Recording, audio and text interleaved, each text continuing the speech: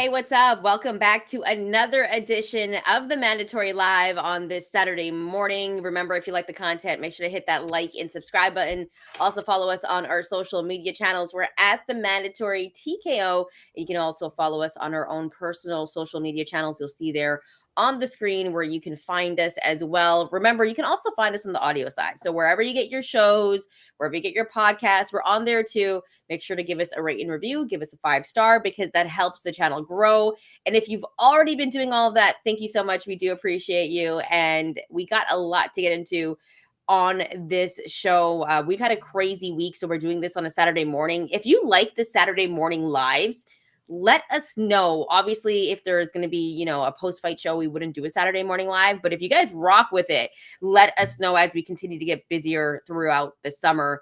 But Bryan, we are going to get into the fact that Devin Haney and Brian Norman Jr. are going to be set to fight. We're going to get into that. We're also going to talk about Jake Paul being ranked by the WBA. But speaking of Jake Paul, he fought recently Julio Cesar Chavez Jr. and he defeated him. Pretty bad week for Julio Cesar Chavez, I would say, Bryan, because he then got detained by ICE and will be deported soon. And this is such a crazy story that we have to get into because so much has come out about this story. Julio Cesar Chavez got detained because of firearms, they're saying. He had a warrant out in Mexico before, just tons of stuff. And it's quite interesting, and we're going to get into all of it and what it really means. But essentially, there's a few things that we have to get into. It's going to be kind of newsy, guys, but it's connected with boxing because we will talk about whether the fact the Jake Paul fight got him arrested. And also another thing that I want to get into later, does this mean he even got his purse? Because if he's getting detained and there was a hold on it, he may have not even gotten paid for the fight. But that's a whole different other story we're going to get into. But Bryan, I mean, isn't this the craziest story that you've heard in boxing in a long time? Like, they're saying that Cesar Chavez Jr. has ties to the Sinaloa cartel. He's affiliated with them.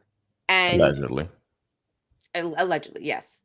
So this is all what's been put out, but let's get into all of the details and break it all down because this is the craziest story that I've seen in a while. I thought it was fake at first. Weirdly, I wasn't surprised just because of the way things are going here. Pardon if we get a little heavy at times, probably me in particular, but I'll try not to. Okay. We have Julio Cesar Chavez Jr. getting arrested, as Shantelle mentioned. He, according to different people, had a warrant out for his arrest. He was here for a while and has been here for a while. But they waited until days after the fight to sort of send him packing. We'll see what happens there. So Mexico's President Claudia Sheinbaum said that she hopes that Julio Cesar Chavez Jr. Will serve his sentence in Mexico. We'll see. I don't know if he's actually been deported yet, but we know that he's been, obviously detained, but we talked about that a little bit before we started.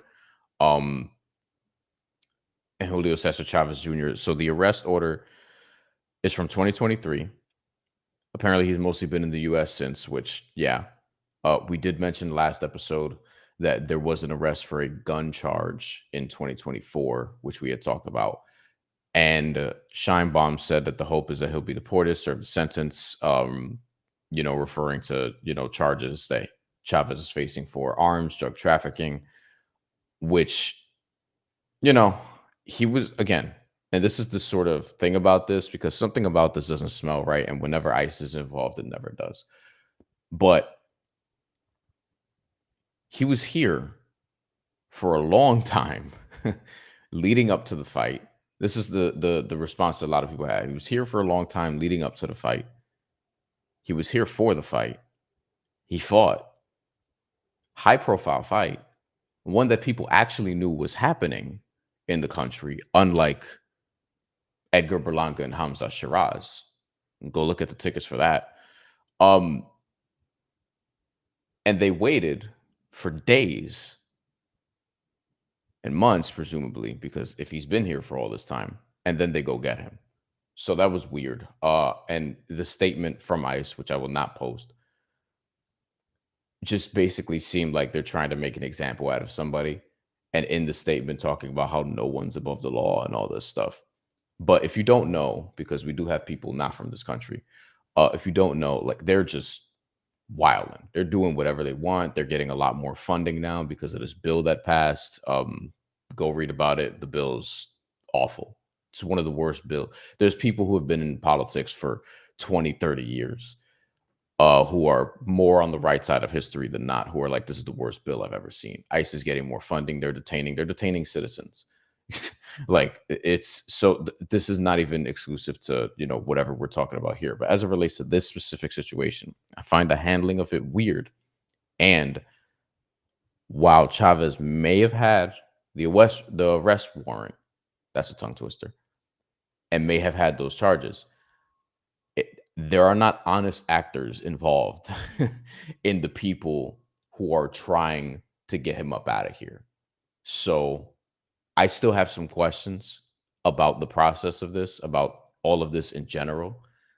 I don't like this Jake Paul tweet at all, where he says Canelo is next, which I'm posting here. And this is underneath, it's just an AI image of him as a ICE agent that somebody mocked up.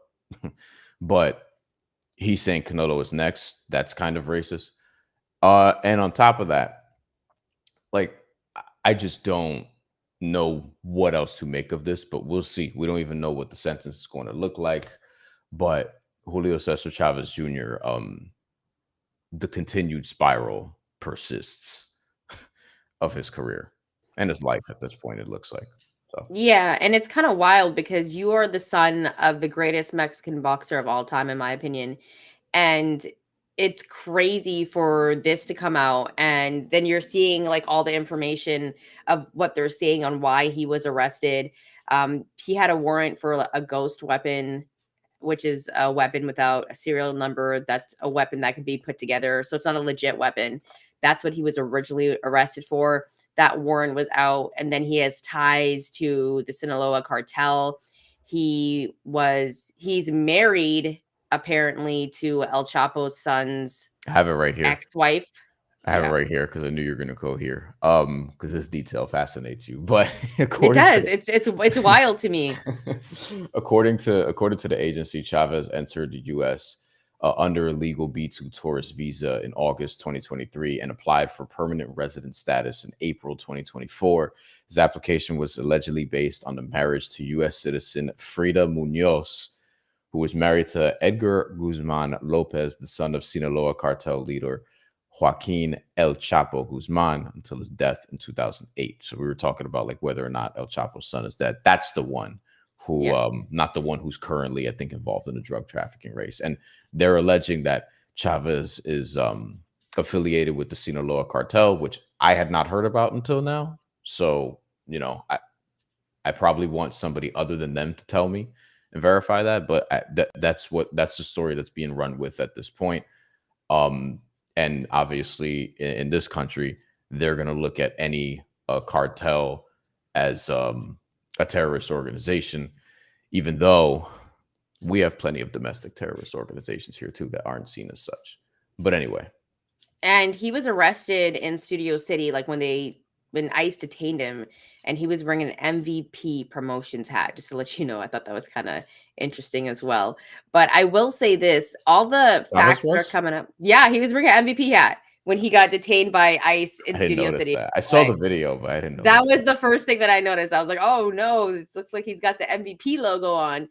But I'll say this: like all the news that's coming out about this is wild to me, and essentially, if you read everything, what they're saying to break it down with all like the crazy lingo is that they think he's running firearms for the cartel back Yeah, and forth or yeah. whatever. That's why they're arresting him. Now, here's the thing. If he is there illegally like that and he does have a warrant in Mexico and if he is, because this is all alleged until it gets proven, right? Except for the warrant and all that is real. Like he did have a Hmm. warrant in Mexico. Yeah. So, but if he is like trafficking these guns back and forth, then yeah, he should be deported. right? That's the thing that I think. If this is true, then he should be deported. And if he had a warrant and all that, it's just kind of crazy with all the news coming out. But I mean, Brian, I think you think it's a little bit deeper than that. Like I kind of lend voice to, and to me, it's just there are people involved who I'm not sure I can give the benefit of the doubt, right? Like there's something else here that is worth getting to the bottom to, and I don't know what that is. But on the surface, yes, if he was doing those things, then yeah, I think if you're in any other country and you're helping move weapons, you're probably going to get deported once they find out. Like that's just kind of the thing. But you know, I don't know Julio's character. I know that he's had a checkered past, so I'm sure that a lot of people could look at his rap sheet. But like, look, man, there are people getting detained who have no record. Like Yeah. on a deeper level, there are people getting sent back or sent to different countries who have no criminal record. Like statistically, I think more of the people who are getting detained have no criminal record, because I know there are some Latinos in this country who were manipulated into voting for dude, and they were just basically like, oh yeah, they're gonna get all the bad ones out, and then they're deporting them, and then they're like, oh wait, no, what's going on or whatever. So like, it's just a fucking mess. But as far as this goes, yeah, I mean, we'll see ultimately. I Chavez's boxing career is probably the last thing people are thinking of, especially after that performance from last week. Yeah. But as you said, a bad week continues to get worse for him, and I think that it's the deeper thing that I'm worried about is, some of you may know this, the United States, along with Mexico and Canada, are getting the World Cup next year. One of the reasons we all love boxing is because the sport is very multicultural. You get boxers from different parts of the world who have different styles competing all over, like all these different things. The Olympics, by the way, will be here in 2028 and after the World Cup in 2026. And the reason I bring this up is because, okay, Chavez is one. Who's to say in future fights, we have cards that are heavily with Mexicans in Vegas, in Cali, in Arizona. Are they going to start showing up to these events? And are they going to be targeting people who allegedly have warrants, or people who just don't have any? Like, are they just going to be targeting people? Because this is what they do.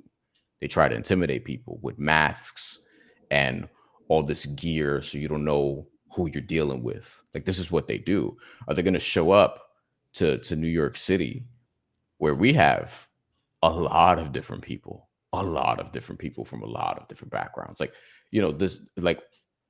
this is, to me, just kind of scratching the surface in a lot of different ways, not just this specific case, but what we're doing now in this country is sort of just scratching the surface of a lot of scary shit. So I'm worried about what's going to happen moving forward, because this is just a handful of months into this second run with dude. And I think that with the World Cup coming next year, it's going to be an interesting to see how we handle that. But I'm not very optimistic about it. I wonder if there will be arrests made during that time. And it's going to be really interesting. Like, the world's in a really interesting place right now. I'll say that. Going into the boxing part of it, Julio Cesar Chavez is what, 39 years old. Mm-hmm. That was the last time we probably, and I'm pretty positive that we'll ever see him fight in the United States. I don't think we'll see it again. I just don't see it happening. If he's going to fight, it's probably going to happen in Mexico. But it's kind of interesting to have this happen right after the whole Jake Paul fight, because he was already in the country. But I think it's also being used as, hey, he just fought in a massive boxing match that was watched by millions, and we detained him and we arrested him. Like, we're not playing no games here. Like, I think it's also a message that's being sent. Like, we don't care who you are. If you're here illegally, or if you're doing something illegal, like, they're alleging that he's hustling firearms for the cartel back and forth, whatever, that no one's above the law, and they put out this statement and everything. So it's interesting. I wonder if he got his purse, Bryan. I hope that gets sent to his family or something. Yeah. Yeah, I mean, we can move on because I don't want to depress the show. There is a Jake Paul piece to this, which we'll get to. I would just also throw out there that no one's illegal on stolen land, but you know, in this country, they think that only one type of person should be here for the most part. It's kind of wild. I will say one thing: immigrants aren't criminals. Let's move on. Let's move on now, because Jake Paul is a big piece in this, obviously, and he recently got ranked by the WBA. He's ranked number 14 now in the cruiserweight division. So this fight with Julio Cesar Chavez Jr. did get him ranked, and we were speculating when this would happen, and now it has officially happened. He's entered the top 15 by the WBA, which I feel like is the least respected. I'll say that. I think some people would say it's the IBF, but Really? I don't know. The WBA is mad. Like, they're sus. They're so corrupt. the IBF. What the problem with the IBF is they enforce mandatories that shouldn't be mandatories, like the rematch with Karen Chukadazan and Boots Ennis, but like they stick to their criteria. You know what I mean? And they award mandatories, title shots consistently. They just have a very different ranking often from like other governing bodies. But look, the WBA I think is probably the least respected, to your point, just because they have multiple titles often, and people are like, "Oh, this super title, regular title bullshit." Like, come on. And this is an organization that was one of the originals. It was WBA and the WBC for a long time. It was just them two. You know what I mean? After there was just World Championship, and then you move on, and then the IBF gets added, and then the WBO, which people were resistant to, but then Top Rank pumped them up enough to where the WBO became legit. So Jake Paul's ranked number 14 in the world, despite fighting nobody, even like remotely close to like anywhere here. Now, I want to ask you this. Do you think it's that different from other prospects who fight nobodies and then get here? Or do I think it's different? yeah, like or do you think it's the same? Is probably the I way don't to think put it's the that. same. I think it's very Okay. different. I Okay. think when you're fights, like, here's the thing, like, I understand you kind of have to like pad up your resume a little bit when you're coming up, and sometimes you might fight a guy that has like Super chat. ridiculous losses. Tyrone the Great, a good friend of the show, always donating, by the way. Thank you, Tyrone. Just said just crazy stuff happening here in this country, and Yeah. that's about the Julio Cesar Chavez thing of him getting detained. And I think we're going to hear a lot more stories like this, unfortunately. And but here's the thing, like I said, like, if this stuff turns out to be true and then there's actual facts, like he did have a warrant, that kind of changes the story a little bit, I think. But it's Hmm. wild. It's just a wild story. Going back to, is it the same or is it different? I think it's very different. Like, when you're coming up as a boxer, you might have to pad your resume a little bit, and Jake is padding his resume, but it's different because of the guys that he's fought, right? And it's just like, some of them weren't even legit boxers. Like, they were former MMA guys. Nate Robinson's a former NBA player. Like, it just doesn't make sense to me. But hey, whatever. The WBA thinks it's legit, and he's fought a couple of boxers. None of them are really active. But hey, he's ranked now. So with that being said, why don't you fight somebody in the top 15 now?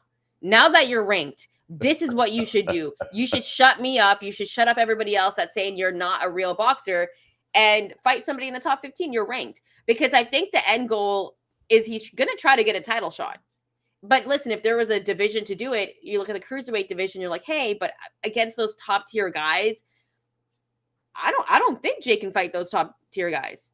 Yeah, I mean, we'll get back to the rankings in a second. I just wanted to pull up the resumes so people can see it. As we mentioned last week, and people I think know his resume well because all his fights have been high profile.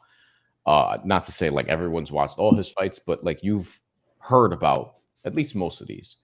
And just going to it, like Here's the other thing. You have the Tommy Fury loss in 2023, which is supposed to be a setback. I still think the Anderson Silva win is like a top.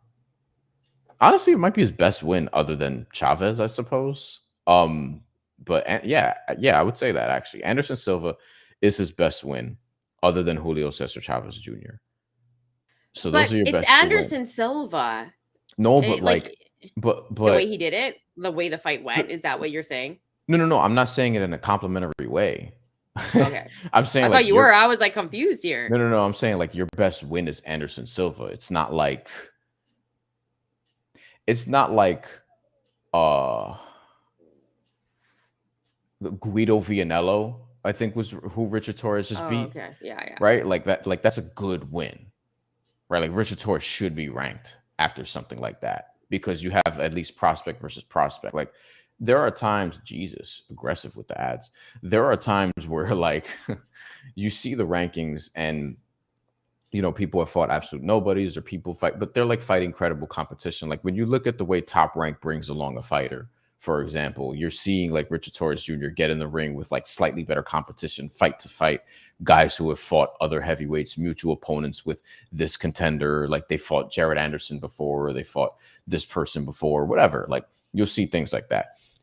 Uh Jake Paul, like the Julio Cesar Chavez win is his best win based off of resume, but Julio Cesar Chavez Jr., as we mentioned, is also almost 15 years removed from being a world title type of fighter and 40 pounds heavier than when he was a world title type of fighter. And on top of that, if we can go to his resume like we talked about this last week, he barely beat Uriah Hall. Didn't really beat him that Yeah. convincingly. Uriah Hall, like he's shot. Like he is absolutely washed. You know what I mean? Like he could not be more washed, probably, and more of a shell than what he used to be. Julio Cesar Chavez Jr., on top of all this, being near 40 years old, he peaked very early, but that's because the lack of serious training and things of that nature that people have mentioned about him in the past and the drinking or whatever, like all that caught up to him very early on in his career. And he was already cooked by the time he was fighting like Danny Jacobs, for example, or Canelo Alvarez. Like it was over at that point, and he wasn't even that old. So, and he lost to Anderson Silva, by the way, in Mexico in 2021. So going back to Jake, like this is kind of like 14 in the world. Granted, it's cruiserweight, but 14 in the world is kind of crazy. BoxRec has him at 71. Now, BoxRec's rankings, as we mentioned, could be a little funny just because like you look at how they do it. It's kind of a database, analytical system, so to speak. But it gives you an idea like Jake Paul is all the way here at 71, which by the way, look, that's further along than I think a lot of us would have thought. But all these guys around him will beat him.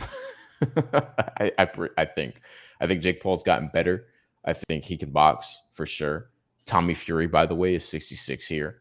He has that Tommy Fury loss. Tommy Fury, we joked, is like the worst, maybe in the Fury family. Um, I don't know.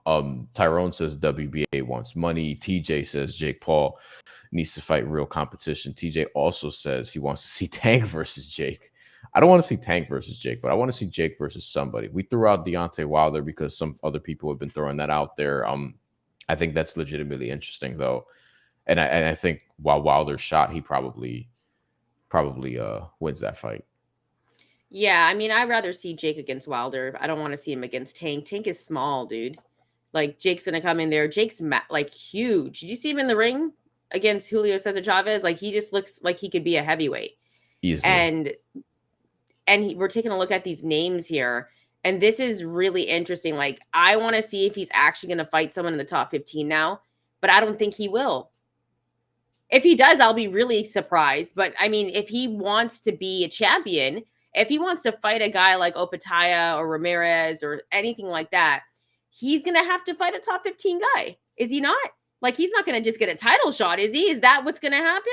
My fear is so you're at 14. You don't need to fight somebody ahead of you right now because not everyone who is at number 14 will, and I suspect that he won't. What I think is my fear here is he still moves up fighting dudes who are like slightly less washed, but still washed, slightly less old, but still old. Like guys still above their weight class, maybe not by 40 pounds, but still like 20 or 15 or 25 or whatever. Like it's still the hand-picked opponents, but doing it in a slightly more palatable way versus the last. Like I told you, Julio Cesar Chavez Jr. is an upgrade from Mike Tyson's. The only time you're ever going to hear me say that, just from the standpoint of being younger, being closer to what he was at his peak, even though he's far from and much heavier than he used to be, but still, like you get what I'm saying there. And then if you look at what his next opponent could look like, I'd be stunned if it's Deontay Wilder. I think Deontay Wilder's too close to his peak. He's not anymore, but he's like not as far removed as Julio Cesar Chavez. All of which is to say, here's my fear. I've been talking around it for too long. This is my fear. It's like he continues to fight those type of dudes, but it's enough to gradually move up and then positions himself to be like a mandatory type of dude. Or if he's like the number 3 or number 2, fictitiously fights somebody who's number 15 who doesn't deserve to be number 15. Like it's somebody who's like 12-3 and they just put him there just so that Jake Paul could fight him. And basically he wins a few times and positions himself to be a mandatory for a title at that point could be vacant. And then it's like they could just throw him in there with whoever. Like I feel like he's the guy they can bend the rules for just because of money. And I hope that they don't do that because we still want to know how legitimate Jake Paul is, and his resume doesn't really make that clear for us. I'm not saying he's bad or whatever. He clearly can box. But again, you see him by round 4 gassed out against an opponent who can't take advantage of that because the opponent is shot. And I'm looking at like Chris Billiam Smith at number 9, Uniel Dorticos at number 7, and some of these other guys around him. John Pascal, number 10, not in this organization, but for a different one. Like, he's not beating these dudes, in my opinion. But I don't know. I don't think he's beating those guys either, but I think he's going to get a title shot. I think Jake Paul is going to be in a big, big fight. And that's what this is leading to. And listen, I mean, some boxing purists are going to hate it, but I think some people will definitely pay to see Jake Paul in a big fight. I think we just want to see him against some real competition. And I think if he fights, Bryan, if he fights 2 guys off the top 15, could you see him getting a title shot? I don't think, but is he beating either one? That's the thing. I don't know. Like I don't know if he's beating any of these guys. We should play this out because I actually think this is a legitimately good opponent for him. Because and I'm not even trying to make a joke, but like John Pascal, fellow Canadian to you, still doing it at 42. Just actually got knocked out. I don't think he beats John Pascal. John Pascal is a legit boxer, dude. Like I don't think he can beat him. I don't either, but like this is the type of opponent that's like the perfect test, so to speak, because he is older, he is past his prime, but he's still active in like a real way, still active. And honestly, if he wins his last fight, he's the interim cruiserweight champion for the WBC. The reason why he dropped to 10 is because he lost that fight. We're looking at it here. This was in, of course, it was in Canada. He won the WBO NABO cruiserweight title against Terry Osias last September. I remember this because I bet on Pascal because he was a heavy underdog, and I was like, man, he could win this fight.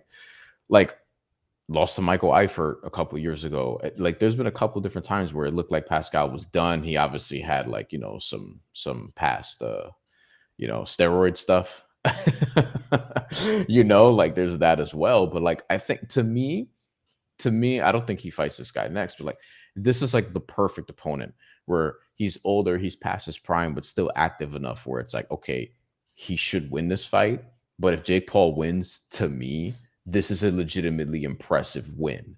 Even though John Pascal, like some people would say he's washed at this point, but like I don't think people would say, hey, Jake Paul is going to beat this dude. That's not to say he wouldn't be a betting favorite. He might still be, because I think a lot of people will just know Jake Paul. But I think a lot of people in boxing will be like, oh, this is a fight Jake Paul would lose for sure. Yeah, and I think those are the questions because, like you said in the post fight show, we don't really know how good Jake Paul is. But if Jake Paul is going to fight anyone that is ranked or a guy like Jean Pascal and he's able to defeat them, well, I think there's a conversation to be had then for him to start having a fight or being in a title fight or a title eliminator. Like, but I don't think he's there yet. And that's the thing because we're going off a resume that to me is a little bit sus and not entirely legit. So that's my only thing. I think it's ridiculous. I'm going to say it right here. I think it's ridiculous that Jake Paul is ranked. I'm sorry. I think it's ridiculous. I don't But disagree, but it's also I do wonder how much of that is the weight class because it's cruiserweight. You know, yeah. I mean, that's the thing. It is cruiserweight, but then you take a look at a guy like Opataya that's at the top of the cruiserweight division, in my opinion. He's not beating Opataya. He's not even in the same lane. Like, what are we really doing here? Like, what are we doing here? Right? Like, here's the thing. If Jake Paul wants to, fight former MMA guys and, fight older boxers, like go ahead, do your thing. We'll maybe watch one of the fights just because we think he might get knocked out. But here's the thing: if he's actually fighting, a legit boxer like Jean Pascal, fellow Canadian, and he beats him, then I'm gonna shut up. Then I'm gonna shut up and apologize and be like, okay, maybe Jake Paul's for real here. But I do think he has gotten better. I do believe that. I do believe that. Yeah, he's not. Tyrone the Great says he's not beating Jack either. He's not. Badu He's not Jack, beating no, Bodu Jack. no. There's no way. These guys are, obviously have been boxing for a longer time as well. But I think there's the aspect of entertainment that has to be involved. And I think a lot of people would want to see Jake Paul in a legit fight, like a very, very legit fight. And so that is the grab there. When that happens, I don't know because I don't feel like that's going to happen. I think it's going to be more nonsense. Like, I'd rather see him fight Tommy Fury again and win that I and don't avenge I don't that loss. I agree with that. I think that's a great fight for him next. Actually, and honestly, there's an argument to be made that Tommy Fury needs that fight more because Tommy Fury didn't really take advantage of their first fight. He's not ranked in the cruiserweight division right now either, despite being undefeated. Um, he didn't really capitalize off of that win, so to speak. He fought KSI and didn't look great, and then probably should have lost, according to some people. So All right. Well, I don't have much else to say about this other no, than I think it's we can move on ridiculous. to fight And we'll announcements. to a real legit fight that's supposed to happen. Devin Haney is supposed to be taking on Brian Norman Jr. and this is going to be a crazy fight. And to be honest with you, I'm rocking with Brian Norman Jr. in this fight. And we're gonna see. Already with the prediction, okay. Yeah, I think Brian Norman Jr. is a very, very good fighter. I think he's got power. Is he going to be able to land on Devin Haney, or is Devin Haney going to go with more of the defensive mind that he went with in his last fight against Jose Ramirez? I don't know, but this is actually a good fight. I'm excited to see. I'm also excited to see what Devin Haney we see. Are we going to see the Devin Haney that we saw against Lomachenko? I don't know because like what we saw in his last fight was so telling, and this is a huge fight, Brian. I mean maybe boxing nerds like us will be like, yo, this is a huge fight, but I think it's a very good fight. Like, what are your thoughts on him fighting Brian Norman Jr., and should Devin Haney want this fight because Norman Jr.'s got power? I have questions about if Brian Norman Jr. he's going to be the sexy pick here. I think a lot of people are going to like take him to win this fight because of the power, because he had that great knockout in his last fight. Like absolutely one of the best knockouts you've seen this year for sure. But if he does get lured into a tactical sort of boxing match against Devin Haney, who's not going to give you a lot of opportunity to hit him, especially now post Ryan Garcia, what's that going to look like? So I still want to like think more about who I would predict wins this because I'm not really married to anything in particular right now. I was looking for the odds for this, and the odds don't seem to be out yet. Although they have odds for Chris Eubank Jr. and Conor Benn too, minus 205 for Eubank Jr. I'll probably be taking him in that. I think, and as it pertains to this fight, though, it's a fascinating boxer versus puncher type of fight, which I love. I love the clash in styles here. This is supposed to be part of a show, bigger show in Riyadh in November. That they're trying to put together another one of these big cards where they overstack it and put like 6 fights on one card or whatever it is that like probably could like the majority of them stand alone and headline an event. Um, I don't know to what rate that's been successful, but I know they would say like, oh, it's a success because they're not gonna tell us it's not. Yeah. You know what I mean? Boots Ennis is rumored to potentially be on this. Moving up to 154. We'll see if that's against Virgil Ortiz because there's Yeah. been some smoke there. And here we go. Yeah. We have Virgil Ortiz versus Ennis, Christian Mbili versus Lester Martinez. Christian Mbili got an impressive knockout in his last fight. I don't know how many people watched it, but it was an impressive knockout. Moses Itama versus Martin Bacoli, which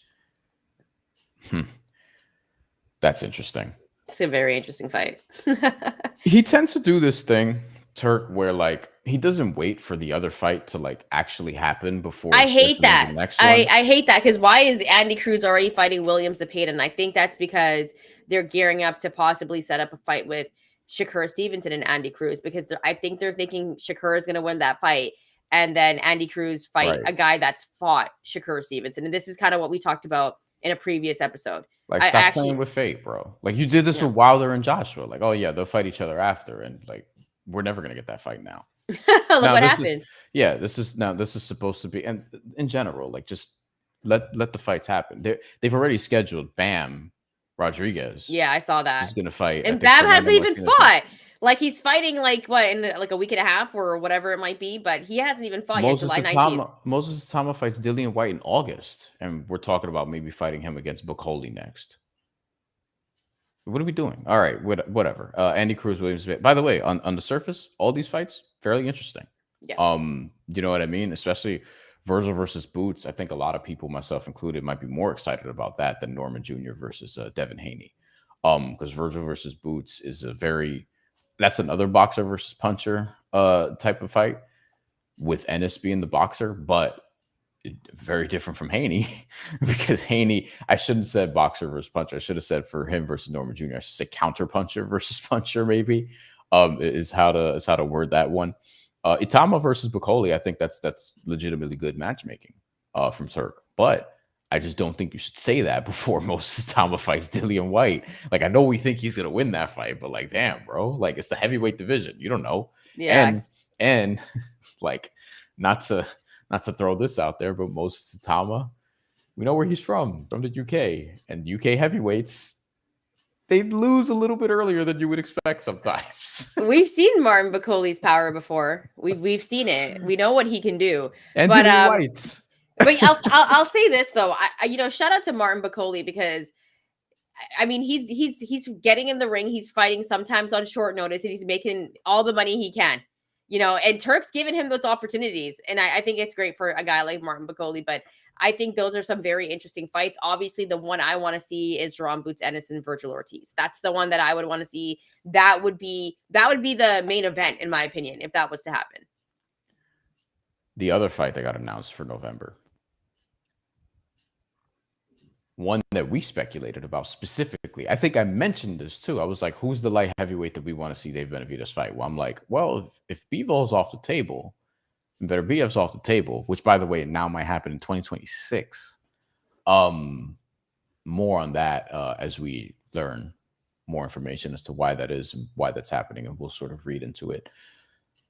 Dave Benavidez versus Anthony Yard. I said at the time, Anthony Yard was going to fight Lyndon Arthur again. And I said the winner should probably fight David Benavidez. Like that's a logical next opponent for him, and we're getting that. And I think it'll be on the same card because it's in November, but we'll see. It looks like it is. So PBC loses out on David Benavidez. That's the underrated story in this. PBC and Top Rank, and it's happening. You know what I mean? It's happening in terms of guys leaving for the bag, and we'll see how that all shakes out. But On the surface, this is an interesting fight. What do you think with Benavidez and Anthony Yard, who there's one thing he can do really well, and that's punch. I love this fight. I think it's a good fight. I think it's a fight that people will be interested in. I think at the end of the day, they're always still gonna be that noise in the back about Benavidez and Canelo, but that's just never gonna happen. It's just we just have to accept You're at that. that point, you just accepted it. Like Yeah, it's it's not done. gonna happen. It's Okay. not gonna happen. I Even think now that he jumped to Riyadh. yes, because I think the thing that's gonna happen is Canelo and Bud fight like 3 times and make all the money. And then they just go out into the sunset and they're like, you know what? It's a wrap. I think that's what's going to happen. And then maybe we see Bud Crawford in the headline to fight Jake Paul one day. I don't know. But Bud's crazy to do it. Like Bud will fight anybody. But that's what I really, really think because, you know, I just don't think that fight's going to happen. And I think David Benavidez will always kind of mention it like, oh, because he has in many interviews. I just don't think it's going to happen. But this is a very interesting fight. Anthony Yard is a great fighter, a very good fighter. I would not just pick David Benavidez like that, but I'm going to. But this is a good fight. This is definitely a good fight, and I like Anthony Yard, and I think he's going to make it very, very interesting. Steven said, who is also a good friend of the show. Thank you, Steven, for joining us. You think Donnie or his people picked up Junior because they lost their bet? Ooh. Something tells me they Ooh. would. Something tells me Donnie and his people wouldn't have bet on Julio in that fight. Although, now some people were dunking on Chavez. I failed to mention this at the beginning. They tracked some of the people he was following on Instagram. Now he follows a lot of people, like 7,000 something, whatever it was. There's a lot of people. It's one of those accounts. And among the people, it was Donnie, as Steven calls him, and like his entire family. That's You know what wild. I mean? Listen, a lot of people get manipulated into voting against their own self-interests. It happens in third world countries a lot. And, it happens. It's happening here. It's happened here historically. It's happened everywhere. And yeah, we are where we are. Oh, not to turn it back into something political. But as it pertains to Benavidez and Yard, I probably will be back at Benavidez too. But I don't think he's as indestructible as some people believe. Yard can punch. Yeah. And David Benavidez does get hit. Mm-hmm. So I don't want to sleep on Yard there. I know he's got a couple losses that don't look amazing. Well, I shouldn't say that. Not that don't look amazing, but like he's got a couple losses where he in the fight probably didn't look awesome, right? Like Beterbiev, I would argue he was ahead in that fight slightly when Beterbiev got him, but I felt like Beterbiev was going to get to him the entire time. I didn't think it was a situation where Beterbiev was getting outboxed. I just thought Yard was slightly ahead, but it felt like Beterbiev was turning it up, and then he got him in round 8. Great fight, by the way, like underrated fight. yeah. It was so early in 2023. Obviously, the split with Lyndon Arthur, which I think was debatable, and then the TKO loss to Sergey Kovalev. Why did I stutter like that? The loss to Sergey Kovalev, where he just got decimated. But that was Kovalev. Kovalev wasn't like Kovalev at that point, but Yeah. he was still kind of like maybe 75-80% of Kovalev. Yard though, like I think this is a fantastic true test. Like this is a full-fledged light heavyweight for David Benavidez to fight. Vosdick was a good fight, and you have Morel, who basically moved up when Benavidez did, roughly. I think this is a fascinating fight. So hopefully it does end up happening. And I give Yard a legitimate puncher's chance, probably a little bit more than that, while acknowledging Benavidez is the deserved favorite and probably should win that fight. We'll see. Yeah, I think it's an interesting fight. So there are some really good fight announcements that did come out. Like I said, the only one that I'm really, really into, and I hope that happens in November, is Jerome Boots Ennis and Virgil Ortiz. Drop your comments, so let us know what fight that you're most interested in.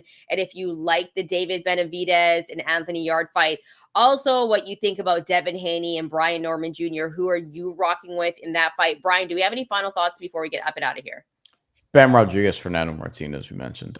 That's another good one, but I do want Bam to win his next fight first He before we has to like. win that fight before Yeah, I he even like should. go into that. Yeah. He should, It's a good but fight though. It's a good fight. And anytime Bam fights, I'm excited. Like he's one of my favorite boxers right now. So we're gonna get into all of that when it gets closer. yeah, We're gonna obviously do some fight previews. We're gonna be doing post fight shows, and this upcoming week is crazy busy.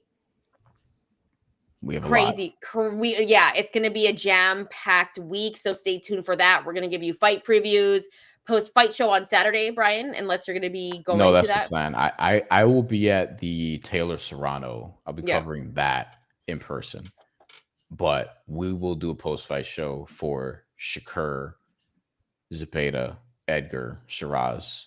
Yes, that Because card is I'll be here. crazy. I'll be here for that. We'll do a post fight show. And honestly, I don't know how many people are going to that fight. This is just as an aside. The ticket sales, Yeah. I've seen some sections that are lower now. I've seen a lot of sections that are still available. I think they're not selling all of them. Like the top, I'm not sure. Again, I'll mention Louis Armstrong Stadium is not the biggest stadium in the United States, the tennis center. The Arthur Ashe Stadium is. Louis Armstrong is about 13K plus, and they're having a hard time selling that. That's why they're promoting the shit out of it on the Ring account and doing all these cool graphics, and they keep saying tickets now, tickets now, tickets now. It's not selling the way that, and we expected that because honestly, in this city, I can tell you, one, Shakur Stevenson got booed in his hometown, which is right across the Yeah. river in Newark. So he's not like a guy that sells yet. William Zepeda, nobody here knows who the fuck he is, even though he's interim champion, been interim champion. And Edgar Berlanga is known here, but does he sell like that? He could Yeah. sell. He could sell the theater. He should sell in New York. I feel like he should, but I mean, And if Hamza I Shiraz, lived in- nobody knows who he is here. I forgot to mention him. Sorry, Hamza um Shiraz, nobody knows who he is here. I So, think yeah, I guess he's not as big of a name, but if and I he lived in should New have York, I would lost to definitely Carlos go. Alvarez. If I lived in New York, I would definitely go. I think the venue is kind of cool. I don't even like big venues. I hate big venues because it just takes away from being close. Like I won't sit in the nosebleeds. I don't want to be far away. So that's like one thing for me where I think the event is struggling to sell, but if I lived in New York, I would definitely want to be there at that fight because the card is legit. The card is like actually good. I think some people may say it's overhyped. I like the card. However, I don't have a problem with it really, but it's going to be a pretty busy week. We're not doing Friday because Brian is going to be at the fight. I'm also away working sidelines for the WNBA. People And in then New we're York care back about that fight.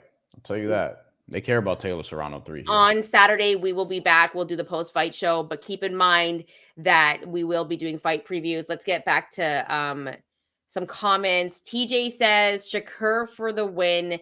And he also says it's a great time to be a boxing fan. And then Steven says Berlanga is terrible, but that British guy isn't the one to KO him. A lot of European fighters come over to the States or Americans go over there and they get exposed. So is he going to get exposed? We're going to find out. A lot of people are very, very high on him, but we're going to see if he's the real deal. I think Berlanga should win that fight. And if he knocks him out, like that would be crazy. And remember, Shiraz is Turk's guy. So I'll say that much. Brian, any final thoughts before we get out of here? Speaking of being Turk's guy, I'm forgetting the actual fight, but he did mention an opponent he wants Shiraz to fight next, which is to say, like, oh, there's a level of planning there for his Mhm. next move, and it's like, yo, Turk, you got to stop doing this, man. Like, let dudes get their win first, and then go crazy about sort of scheduling certain things. Yeah. I'll say this for the Shakur card. The fight that I want to see is Subriel Matias and Alberto Puello. Mm, That's why I would go to that fight, just to see that fight, if I'm being specific. That's the one that I care about. I don't even know who I'm picking in that fight. Festa Martinez has a fight next week. They're talking about his next fight. Alberto Puello, Subriel Matias, both minus 112. Yeah. It's split. Edgar Yeah. Berlanga is plus 104, slight underdog against Shiraz at minus 130. I feel like you're gonna You're gonna bet on Berlanga there, and Shakur is minus 1,200. Oh yeah, I mean, I think we all know how that one's gonna go. So, Berlanga knockout plus 230. well, I'm talking about the Shakur fight. Shakur by decision, probably. Oh yeah, but I'm saying Berlanga knockout is plus 230. Like that's There's some good odds there. Some very good Interesting. odds there. Let's also keep in mind that Shiraz has power as well. Like he is skilled, and Berlanga is chinny. I think Like he's gonna box though. probably, but he does have power. Like I think people are kind of sleeping on that factor. How much power? Like we're gonna find out, but it's very very interesting. Afro Soul, who's a good friend of the show, just left a comment. Shiraz beats Berlanga. Okay, so there are people that are taking Shiraz in this fight. The only fight I don't know about is that one fight, guys. I think I know how I'm going to be betting. And remember, keep in mind, like I mentioned, we're going to be doing fight previews this week. So make sure to join us for those live shows. And let us know, actually, if you want to do it in the evening or you want us to have it in the morning. Yeah.